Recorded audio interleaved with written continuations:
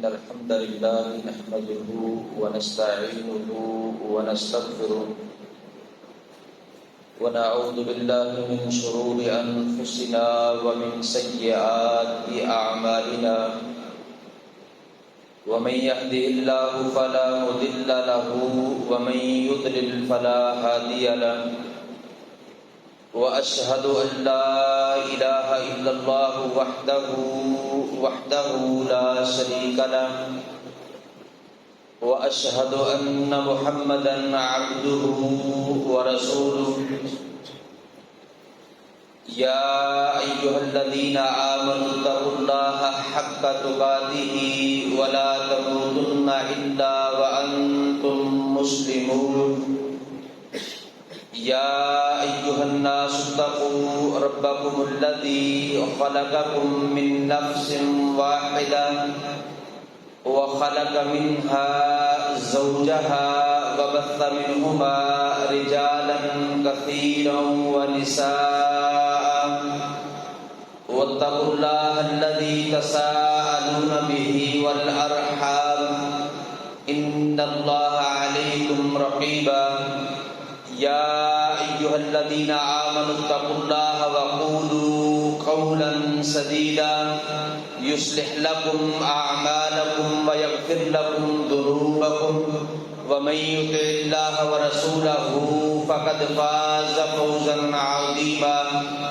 أما بعد فإن خير الحديث كتاب الله وخير الهدي هدي محمد صلى الله تعالى عليه وآله وسلم وشر الأمور محدثاتها وكل محدثة بدعة وكل بدعة ضلالة وكل ضلالة في النار اللهم صل على محمد وعلى آل محمد كما صليت على إبراهيم وعلى آل إبراهيم إنك حميد مجيد اللهم بارك على محمد وعلى آل محمد كما باركت على إبراهيم وعلى آل إبراهيم إنك حميد مجيد رب اشرح لي صدري ويسر لي أمري واحلل عقدة من لساني يفقهوا قولي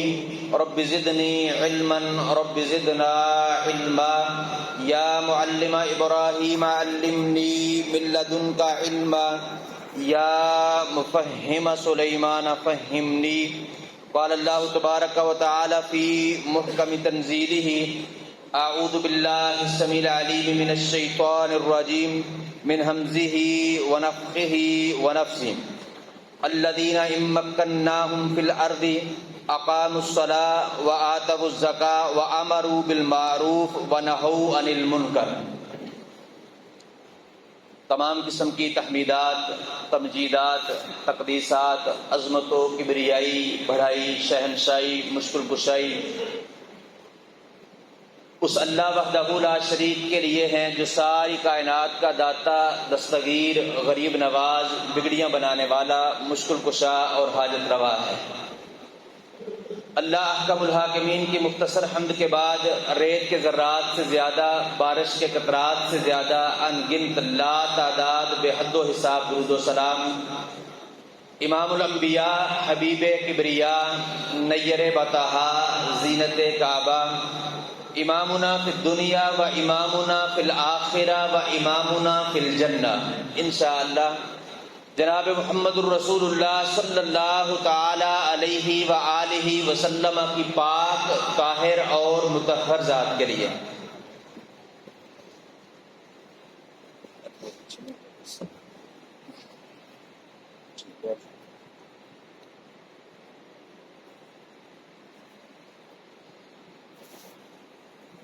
محترم بزرگوں، دوستوں، بھائیوں، عزت کے لائق اسلامی روحانی ماں اور بہنوں،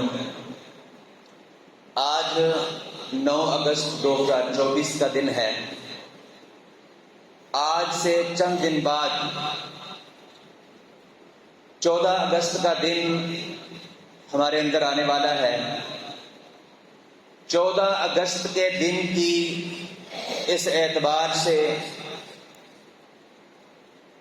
ہمارے لیے بڑی اہمیت ہے کہ اس دن اللہ رب العالمین نے اپنی خاص رحمت، فضل، احسان کے ساتھ اور ہمارے آباء و اجداد کی انتھک محنت کے ساتھ ان کی بے شمار قربانیوں کے نتیجے میں اللہ رب العالمین نے ہمیں الگ ایک ریاست دی، آزاد وطن دیا۔ یہ اللہ رب العالمین کی بہت بڑی نعمت ہے، اللہ تعالیٰ کا بہت بڑا فضل ہے، اللہ تعالیٰ کی بہت بڑی رحمت ہے کہ اللہ رب العالمین نے یہ آزاد وطن، الگ ریاست ہمیں عطا فرمائی۔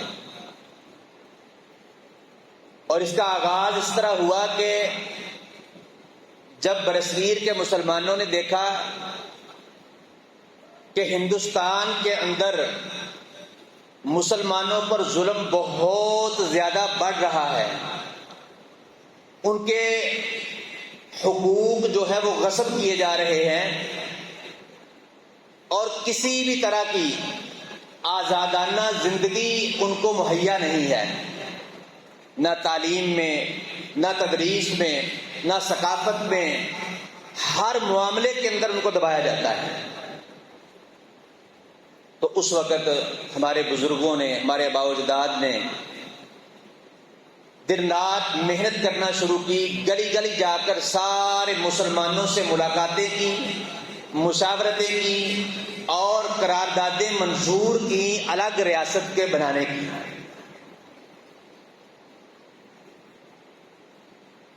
تو اللہ رب العالمین نے اپنا احسان کیا، اپنا فضل کیا، اللہ رب العالمین نے بہت بڑی ہم پر رحمت کی کہ ہمارے ان بزرگوں کی قربانیوں کی قبولیت فرما کر اللہ رب العالمین نے ہمیں یہ ملک دیا، یہ آزاد ملک دیا، الگ ریاست اللہ رب العالمین نے جو ہے وہ ہمیں عطا فرمائی۔ تو اب ہمیں کیا کرنا چاہیے؟ اللہ رب العالمین فرماتے ہیں سورۃ الانفال کے اندر، وَاذْكُرُوا إِذْ أَنْتُمْ قَلِيلٌ، اور تم یاد کرو اس وقت کو جب تم بہت تھوڑے تھے، مُسْتَضْعَفُونَ فِي الْأَرْضِ، اور ملک کے اندر، اس زمین کے اندر جس میں تم رہتے تھے بڑے کمزور سمجھے جاتے تھے، تخافون ان یتخطفکم الناس، تم ڈرتے رہتے تھے کہ کہیں لوگ تمہیں اچک نہ لے جائیں، فآواکم، تو اس نے تمہیں ٹھکانہ دیا، تمہیں جگہ دی، وطن دیا، آزاد ملک دیا، وَأَيَّدَكُمْ بِنَصْرِهِ، اور اپنی مدد کے ساتھ تمہیں قوت عطا فرمائی، وَرَزَقَكُم مِّنَ الطَّيِّبَاتِ، اور پاکیزہ چیزوں سے تمہیں رزق دیا، لَعَلَّكُمْ تَشْكُرُونَ، تاکہ تم شکریہ ادا کرو، اللہ تعالیٰ کا شکر بجا لاؤ۔ تو اللہ رب العالمین نے ہمیں اس نعمت سے نوازا، اللہ تعالیٰ نے اپنی مدد سے ہمیں قوت عطا فرمائی، آزاد الگ ریاست عطا فرمائی، یہ اللہ رب العالمین کا فضل ہے، اللہ رب العالمین کی نعمت ہے، اس کی رحمت ہے۔ تو ہمیں ساری زندگی اللہ رب العالمین کا یہ ہم پر احسان کرنے پر اللہ تعالیٰ کا شکریہ ادا کرتے رہنا چاہیے۔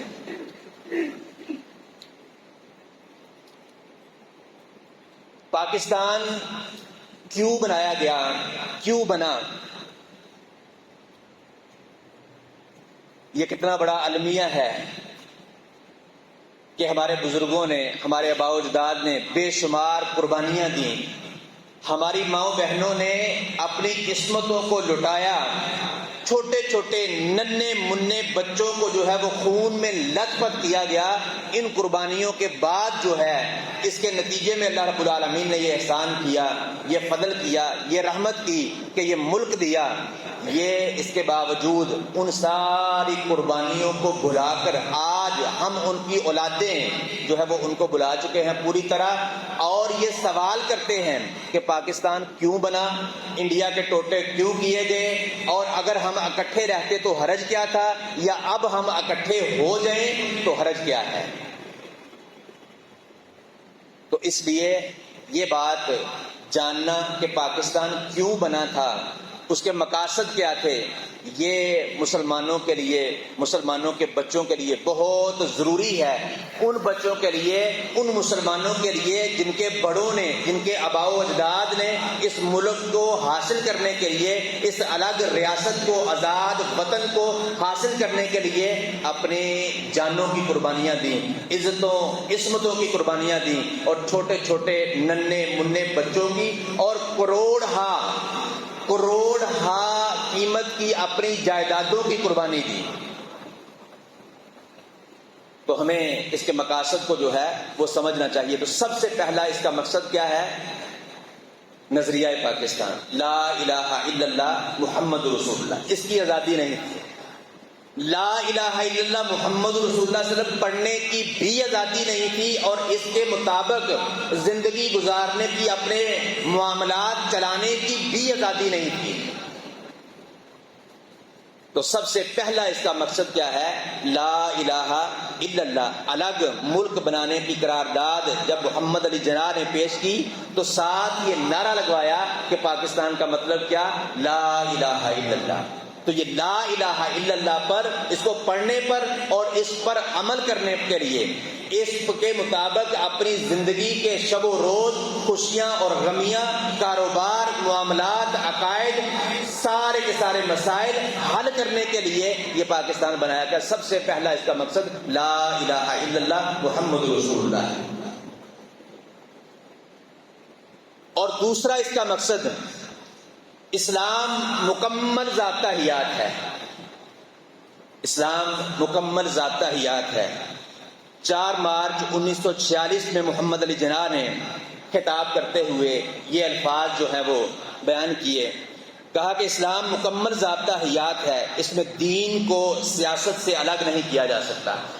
ہر مسلمان کے ہاتھ میں قرآن مجید کا ایک نسخہ ہونا چاہیے تاکہ وہ اپنی رہنمائی خود کر سکے۔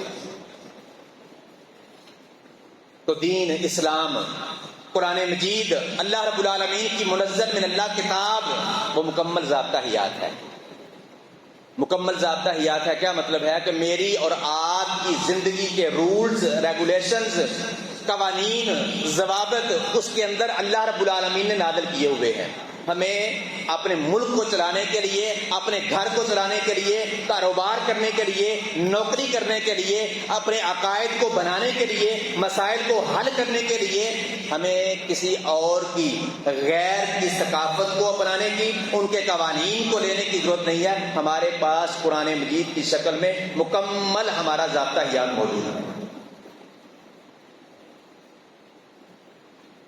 اور تیسرا مقصد اس کا وہ یہ ہے کہ آئین پاکستان کی بنیاد شریعت الہی ہے۔ اور چوتھا مقصد اس کا یہ ہے کہ اسلامی معاشی نظام کا قیام کیا جائے، کہ سودی نظام جس پر وہ ہمیں چلانا چاہتے تھے اور آج تک چلا رہے ہیں، اس سے ہم نکلے، اسلامی معاشی نظام کو قائم کر سکیں، یہ اس کا مقصد تھا۔ اور پانچواں اس کا مقصد اسلامی فلاحی ریاست بنانے کا جو ہے وہ تھا۔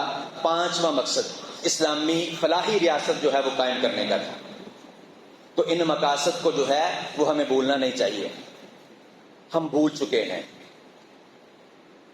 جن معاملات سے نکالنے کے لیے ہمارے بزرگوں نے قربانیاں دیں، اپنی عزتوں عصمتوں کو لٹایا، اپنے بچوں کو خون میں لت پت دیکھا، اپنی کروڑ ہا کی قیمت کی جائیداد کو جو ہے وہ قربان کیا اور اس ملک کو حاصل کیا، آزاد ریاست کو جو ہے وہ قائم کرنے کی کوشش کی، اس کے مقاصد کو آج ہم نے بلا دیا ہے۔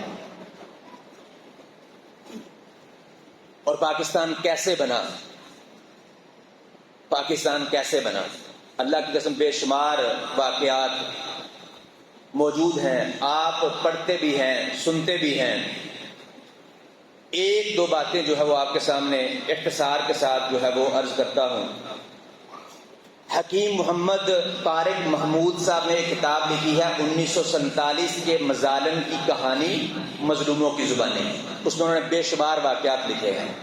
ان مسلمانوں کی زبانیں جو ہندوستان سے، انڈیا سے ہجرت کر کے پاکستان آئے تھے، اپنا سب کچھ، گھر بار سب کچھ لٹا کر، پاکستان آئے ان سے انہوں نے اپنی زبانی کہانیاں سنائی وہاں کی، مظالم سنائے، ان پر انہوں نے کتاب لکھی ہے۔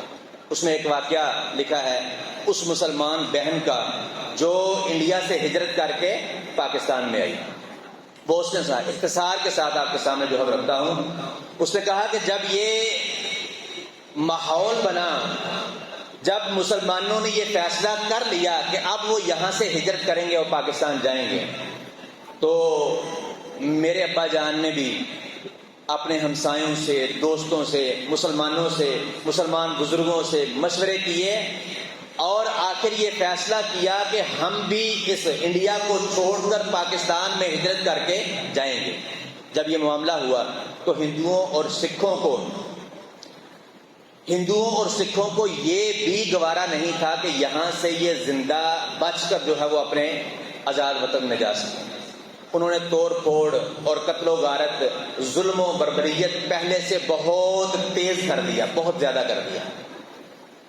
وہ کہتی ہیں کہ جب ہم نے نکلنا شروع کیا تو ہندوؤں کے جتھے، ایک لشکر نہیں کئی لشکر جو ہے وہ ہمیں روکنے کے لیے جو ہے وہ سامنے آ کے کھڑے ہو گئے، اور انہوں نے مردوں کو قتل کرنا شروع کر دیا اور جوان لڑکیوں کو ان کی بوڑھی ماؤں کے سامنے ان سے زنا کرنا شروع کر دیا۔ اور کہتی ہیں کہ میں ایک جگہ پہ کھڑی تھی، میرا چھوٹا ننا منا بھائی جو ہے وہ میرے سامنے کھڑا تھا، مجھے دیکھ رہا تھا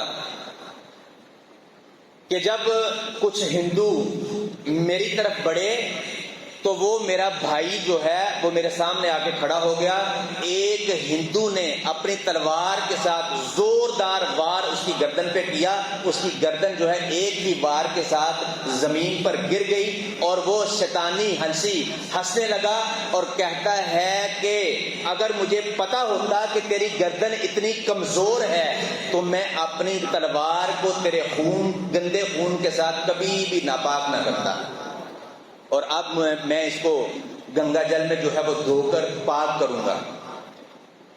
اور یہ بات کہہ کے کہتی ہیں کہ وہ میری طرف بڑھا اور مسلمان مردوں کو قتل کر دیا گیا، پھر بوڑھی ماؤں کو بھی قتل کر دیا گیا، پھر جوان لڑکیوں کو لے کے وہ ایک حویلی کے اندر جو ہے وہ چلے گئے، اور جتھے کے جتھے آتے، ایک ایک لڑکی کے ساتھ پتہ نہیں کتنے ہندو سکھ ان کے ظالم جو ہے وہ ان کی عصمتوں کے ساتھ، عزتوں کے ساتھ کھیلتے، اور کہتے ہیں پتہ نہیں کتنے ہاتھوں کے اندر میں بھی گئی، ایک سے دوسرے کے پاس، دوسرے سے تیسرے کے پاس۔ اللہ کی قسم ایسے ایسے واقعات۔ پھر وہ جو انڈیا سے پاکستان آنے والی ٹرین قصور گنڈا سنگھ بارڈر پر آئی، وہاں پہ مسلمانوں نے دیکھا کہ خون سے لت پٹ بوگیاں، ڈبے جو ہیں اس کے وہ موجود تھے۔ ایک ڈبے کے اندر کئی چھوٹے چھوٹے معصوم بچے، بے شمار چھوٹے چھوٹے معصوم بچے جن کے ہاتھ اور پاؤں کٹے ہوئے تھے لیکن وہ زندہ تھے، زندہ لاشیں تھیں اور بلبلا رہے تھے، رو رہے تھے۔ ان ساری قربانیوں کو جو ہے ہم بلا چکے ہیں کہ پاکستان کے مقاصد کیا تھے، وہ بنا کیوں تھا اور کیسے بنا تھا۔ ہمارے بزرگوں کی قربانیاں، ہمارے آباء و اجداد کی قربانیاں، جانوں کی نذرانے اور عزتوں عصمتوں کی قربانیاں اور جائیدادوں کی قربانیاں، وہ ساری انہوں نے اس لیے نہیں دی تھی کہ آج ہم یہ سوال اٹھا سکیں کہ پاکستان کیوں بنا، انڈیا کے ٹوٹے کیوں کیے گئے، اگر ہم اکٹھے رہتے تو کیا حرج تھا، اگر اب اکٹھے ہو جائیں تو کیا حرج ہے۔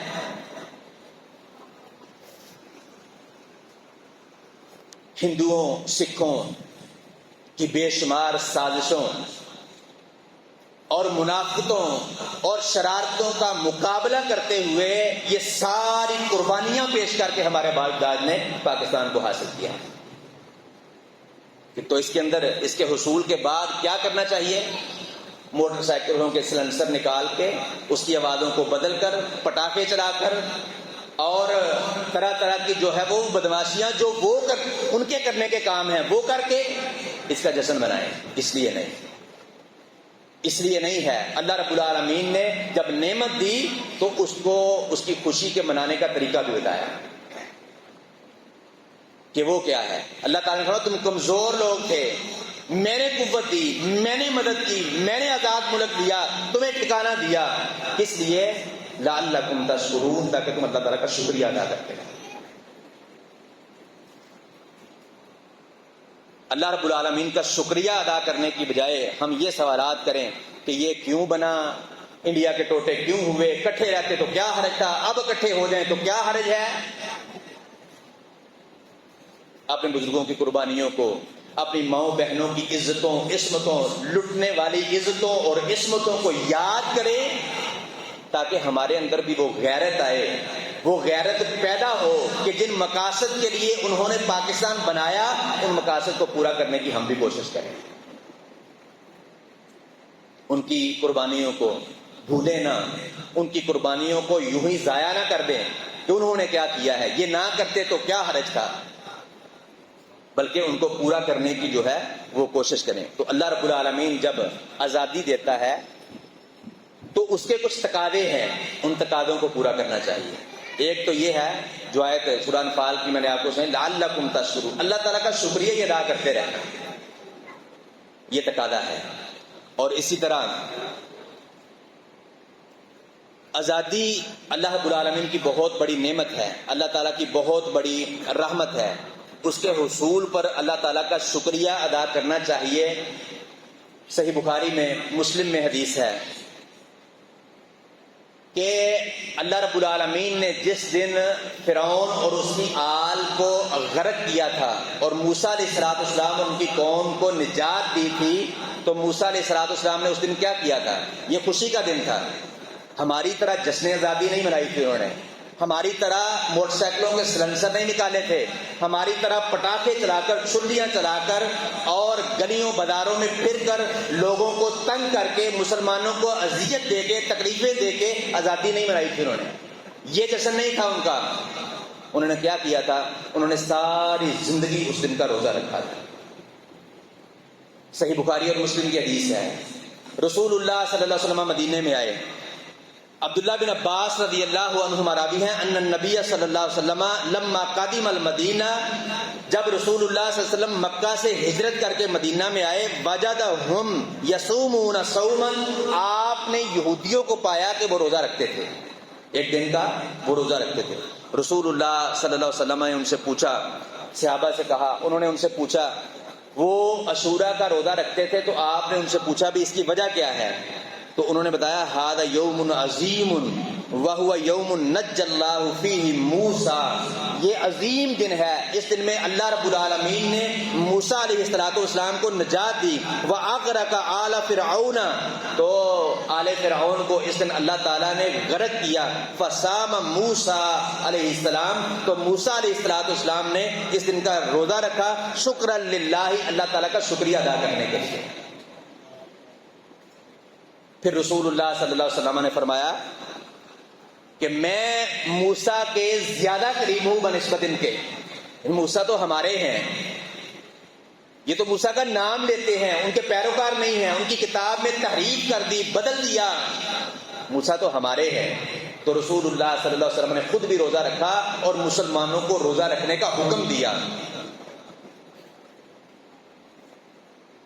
مسلمان نوجوان بوڑھے بڑے لوگ وہ تو روزہ رکھتے ہی تھے، چھوٹے چھوٹے معصوم دودھ پیتے نومولود بچوں کو بھی روئی کے کھلونے دے کر کھلاتے اور ان کا بھی روزہ پورا کرواتے، اور آپ نے خود روزہ رکھا، روزہ رکھنے کا حکم دیا، اس وقت تک آپ نے اس کو چھوڑنے کی اجازت نہیں دی جب تک کہ اللہ رب العالمین نے رمضان المبارک کے روزوں کو فرض نہیں کر دیا۔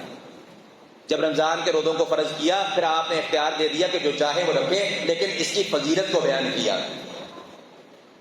تو باہر کیا، جس دن موسیٰ علیہ السلام کو اللہ رب العالمین نے نجات دی، آزادی دی، اس آزادی کو کس طرح منایا؟ اللہ تعالیٰ کی عبادت کر کے، اللہ تعالیٰ کا شکریہ ادا کیا۔ محمد رسول اللہ صلی اللہ علیہ وسلم نے موسیٰ علیہ السلام کے اس نجات کی وجہ سے، اس آزادی کی وجہ سے خود بھی روزہ رکھا، اپنے پیروکاروں کو روزہ رکھنے کا حکم دیا۔ اور جس دن اللہ رب العالمین نے رسول اللہ صلی اللہ علیہ وسلم کو مکہ دیا، مکہ فتح ہوا، اس دن رسول اللہ صلی اللہ علیہ وسلم نے اس فتح کی خوشی کس طرح منائی؟ کیا وہ جشن ہماری طرح کا تھا؟ جس طرح ہم جشن آزادی مناتے ہیں اس طرح کا تھا؟ اللہ رب العالمین نے مکہ دیا، مکہ فتح ہوا، آزادی دی، آزاد ملک دیا، وطن دیا، الگ ریاست دی. تو رسول اللہ صلی اللہ علیہ وسلم جو عام روٹین کے اندر چاش کی 2 رکعتیں پڑھا کرتے تھے، اس دن رسول اللہ صلی اللہ علیہ وسلم نے 8 رکعتیں پڑھی. اس دن رسول اللہ صلی اللہ علیہ وسلم نے 8 رکعتیں پڑھی، غسل کیا، اور اس کے بعد 8 رکعتیں جو عام روٹین کے اندر رسول اللہ صلی اللہ علیہ وسلم 2 رکعتیں پڑھا کرتے تھے. یہ ہے انبیاء علیہم الصلوۃ والسلام کے آزادی کے اوپر جو ہے وہ خوشی منانے کا طریقہ. اللہ تعالیٰ کی عبادت شکرانے کے لیے اللہ رب العالمین کی اب یہ 2 رکعتیں عام روٹین تھیں، آج 8 پڑھی ہیں. کیوں؟ اللہ تعالیٰ کا شکریہ ادا کرنے کے لیے، شکرانے کے لیے کہ اللہ رب العالمین نے اپنی رحمت کے ساتھ، اپنے احسان فضل کے ساتھ ہمیں یہ آزاد ملک دیا ہے، مکہ فتح کروا دیا ہے، یہ الگ ریاست ہمیں دے دی ہے. اللہ تعالیٰ کا شکریہ ادا کرتے ہوئے 2 رکعتوں کی جگہ پہ آپ نے 8 رکعتیں ادا کی. موسیٰ علیہ السلام نے ساری زندگی روزہ رکھا، اللہ تعالیٰ کی عبادت کر کے اللہ رب العالمین کا شکریہ ادا کیا.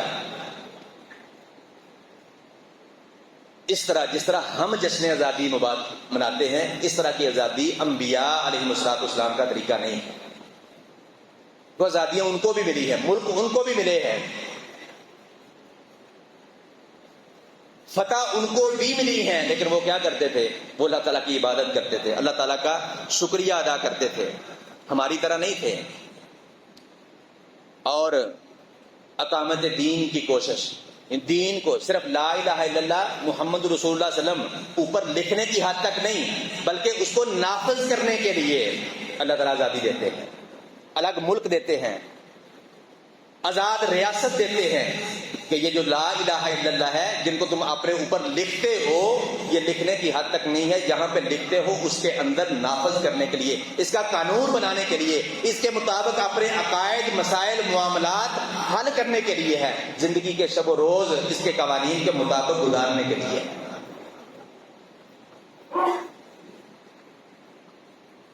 داؤد علیہ السلام کو اللہ رب العالمین نے جو ہے وہ اقتدار دیا، تو اللہ رب العالمین نے فرمایا سورہ صاد میں، یا داؤد انا جعلناک خلیفۃ فی الارض فاحکم بین الناس بالحق. اے داؤد، ہم نے زمین میں آپ کو اقتدار دیا ہے، حکومت دی ہے، اب آپ کا کام کیا ہے؟ فاحکم بین الناس بالحق. اب لوگوں کے درمیان حق کے ساتھ فیصلہ. حق کیا ہے؟ منزل من اللہ، قوانین، ضوابط، رولز جو اللہ رب العالمین نے نازل کیے، جو کتاب، جو صحیفہ اللہ رب العالمین نے آپ کو دیا، جو شریعت آپ کو دی ہے، اس کے مطابق آپ لوگوں کے درمیان فیصلہ کریں. کیوں؟ کہ اللہ تعالیٰ نے اقتدار دیا ہے. اقتدار ملنے کے بعد اللہ تعالیٰ کی نافرمانی نہیں ہونی چاہیے. ہماری جشن آزادی میں اللہ رب العالمین کی نافرمانیاں ہوتی ہیں، انبیاء علیہ السلام کے جو ہے وہ خوشی منانے کا طریقہ نہیں ہوتا. تو داؤد علیہ السلام نے جس طرح اللہ رب العالمین نے حکم دیا اسی طرح کیا، حق کے ساتھ، منزل من اللہ کے ساتھ جو ہے وہ فیصلے کرتے رہے. اور اللہ تعالیٰ نے دوسری بات یہ ارشاد فرمائی، ولا تتبع الہوا، اور خواہشات کے پیچھے نہیں چلنا. اگر خواہشات کے پیچھے چلو گے تو وہ تمہیں گمراہ کر دے. خواہشات کے پیچھے نہیں چلنا، بلکہ جو اللہ تعالیٰ نے نازل کیا، جو حق ہے، اس کے مطابق جو ہے وہ لوگوں کے درمیان فیصلے کرنے ہیں. اسی طرح اہل کتاب کو اللہ رب العالمین نے، یہود و نصارہ کو جو ہے مخاطب کر کے کہا، قل یا اہل الکتاب لستم علی شیء حتی تقیموا التوراۃ والانجیل. تم اس وقت تک کسی حق پر نہیں ہو جب تک کہ تم تورات اور انجیل کے مطابق فیصلہ نہیں کرتے، اس کو اپنے اوپر نافذ نہیں کرتے، اس کے مطابق اپنے عقائد، مسائل، معاملات نہیں چلاتے، اس کو اپنا قانون، ضابطہ، حیات جو ہے وہ نہیں سمجھتے، اس وقت تک تم کسی حق پر نہیں ہو. تو اللہ رب العالمین کے منزل من اللہ کو، اس کو شریعت بنانا، اس کو قانون بنانا، اس کو ضابطہ بنانا، اس کے مطابق اپنے عقائد، مسائل، معاملات چلانا، کاروبار کرنا، ساری زندگی کو اس کے مطابق ڈھال لینا، یہ حق ہے جب اللہ تعالیٰ اقتدار دے، یہ حق ہے جب اللہ تعالیٰ آزاد ملک دے، یہ حق ہے جب اللہ تعالیٰ الگ ریاست دے، یہ حق ہے جب اللہ رب العالمین فتح دے، جب اللہ تعالیٰ حکومت دے، اقتدار دے۔ تو یہ حق ہے کہ اللہ رب العالمین کے حق کو، اللہ تعالیٰ کے منزل من اللہ کو، اللہ تعالیٰ کے نازل کردہ قانون کو اپنی زندگی کے اندر نافذ کیا جائے۔ اور اسی طرح ایک دوسرے مقام پہ اللہ رب العالمین نے اہل کتاب کو مخاطب کر کے فرمایا وَلَوْ أَنَّ أَهْلَ الْكِتَابِ آمَنُوا وَاتَّقَوْا لَكَفَّرْنَا عَنْهُمْ سَيِّئَاتِهِمْ وَلَأَدْخَلْنَاهُمْ جَنَّاتٍ۔ اللہ رب العالمین فرماتے ہیں کہ اگر اہل کتاب ایمان لے آتے اور تقوی اختیار کرتے، یقیناً ہم ان سے ان کے گناہوں کو، ان کی برائیوں کو مٹا دیتے اور ان کو جنات نعیم، نعمتوں والی جنتوں کے اندر ان کو داخل کرتے۔ یہ اللہ رب العالمین کو مطلوب ہے کہ جب اللہ تعالیٰ اقتدار دے دیتا ہے، الگ ریاست دے دیتا ہے، آزاد ملک دے دیتا ہے، پھر کیا ہے؟ پھر ایمان لانا ہے، پھر تقوی اختیار کرنا ہے، پھر اللہ تعالیٰ کے قوانین کو فالو کرنا ہے، ان کو اپنی زندگی کے اندر جو ہے وہ نافذ کرنا ہے، ان کے مطابق اپنی زندگی کی خوشیاں اور غمیاں شب و روز بنانے ہیں، ان کے مطابق گزارنے ہیں۔ یہ اللہ رب العالمین کا حق ہے۔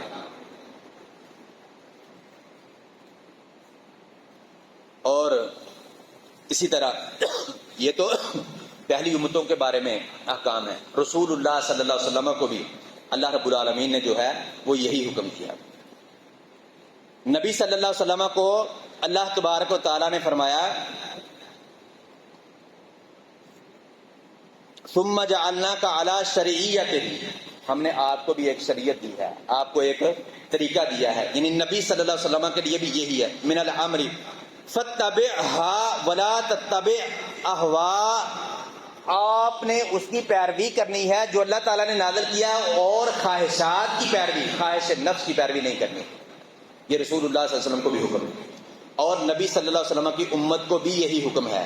اللہ رب العالمین فرماتے ہیں وَمَن لَّمْ يَحْكُم بِمَا أَنزَلَ اللَّهُ فَأُولَٰئِكَ هُمُ الْفَاسِقُونَ، جو اللہ رب العالمین کے نازل شدہ کے ساتھ منزل من اللہ قانون کے مطابق فیصلہ نہیں کرتے، وہ فاسق ہے، نافرمان ہے۔ وَمَن لَّمْ يَحْكُم بِمَا أَنزَلَ اللَّهُ فَأُولَٰئِكَ هُمُ الظَّالِمُونَ، جو اللہ تعالیٰ کے نازل کردہ کے ساتھ فیصلہ نہیں کرتے وہ ظالم لوگ ہیں۔ وَمَن لَّمْ يَحْكُم بِمَا أَنزَلَ اللَّهُ فَأُولَٰئِكَ هُمُ الْكَافِرُونَ، جو اللہ رب العالمین کے نازل کردہ کے مطابق فیصلہ نہیں کرتے وہ کافر لوگ ہیں۔ تو یہ اللہ تعالیٰ کے حقوق ہیں جب اللہ تعالیٰ اقتدار دیتا ہے، حکومت دیتا ہے، آزاد ملک دیتا ہے۔ یہ نہیں ہے کہ ہندوؤں اور سکھوں، انگریزوں جن سے آپ الگ ہوئے ہیں، ان کے قوانین کے مطابق ان کو خوش کرنے کے لیے ان کے اعمال کو اپنا لیا جائے، اس طرح جو ہے وہ جشن منایا جائے جس طرح وہ اللہ تعالیٰ کی نافرمانی کر کے مناتے ہیں۔